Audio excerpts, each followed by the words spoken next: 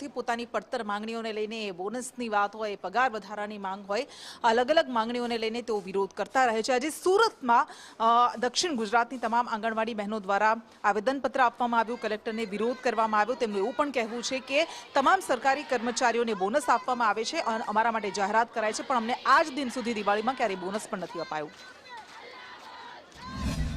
પગાર વધારાની અને એમને ત્રીજા ચોથા વર્ગમાં લેવાની જે વાત કરી હતી ગુજરાત હાઈકોર્ટે એમને કીધું જ હતું, ચુકાદા આપ્યા છે, તો સરકારને કેમ નડે છે એ અમને સમજમાં નહીં આવી રહ્યા। આજે અમારી બહેનોને એટલી હાલત ખરાબ છે, 10,000ના ઓછા પગાર, 5,000ના ઓછા પગારની અંદર કેવી રીતે બહેનોના ઘર ચાલે?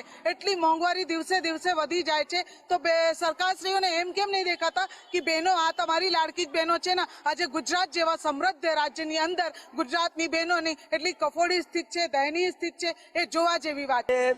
આ રેલી યોજવાનો બહુ સ્પષ્ટ વાત છે કે અત્યાર સુધી અમે આંગણવાડી વર્કર અને હેલ્પરોની માગણીઓ માટે અને ખાસ કરીને કાયમી કરવા અને લઘુત્તમ વેતન માટેની માગણી માટે સતત લડતા આવ્યા છીએ। અનેક રેલીઓ કરી છે, પરંતુ હવે નામદાર ગુજરાત હાઈકોર્ટે પણ સ્પષ્ટ ચુકાદો આપ્યો છે।